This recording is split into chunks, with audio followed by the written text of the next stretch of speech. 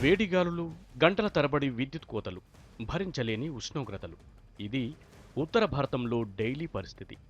భానుడి భగభగతో ఉత్తర భారతం మండిపోతోంది. బయట అడుగు పెట్టాలంటేనే జనం అల్లాడిపోతున్నారు. ఏకంగా 49 డిగ్రీల వరకు ఉష్ణోగ్రతలు నమోదవుతున్నాయి.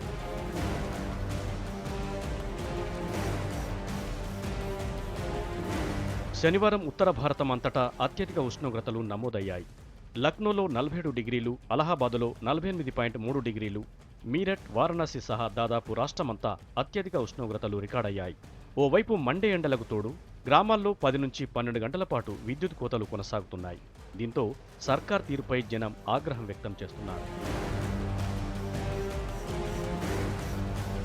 మరోవైపు మధ్యప్రదేశ్, ఛత్తీస్గఢ్, మహారాష్ట్రలోని పలు ప్రాంతాల్లో ఉష్ణోగ్రతలు మండిపోతున్నాయి. వీటికి తోడు వేడిగాలులు తీవ్ర స్థాయిలో వీస్తున్నాయి. దీంతో ప్రజలు 9 దాటితే బయట అడుగు పెట్టాలంటే భయపడుతున్నారు. దీంతో పట్టణం, పల్లె అనే తేడా లేకుండా వీధులన్నీ నిర్మానుష్యంగా మారుతున్నాయి. ఎండలు మరో వారం రోజుల పాటు ఉత్తర భారతాన్ని వణికిస్తాయంటున్నారు వాతావరణ శాఖ అధికారులు. బయటకు వెళ్లేటప్పుడు పలు జాగ్రత్తలు తీసుకోవాలని సూచిస్తున్నారు.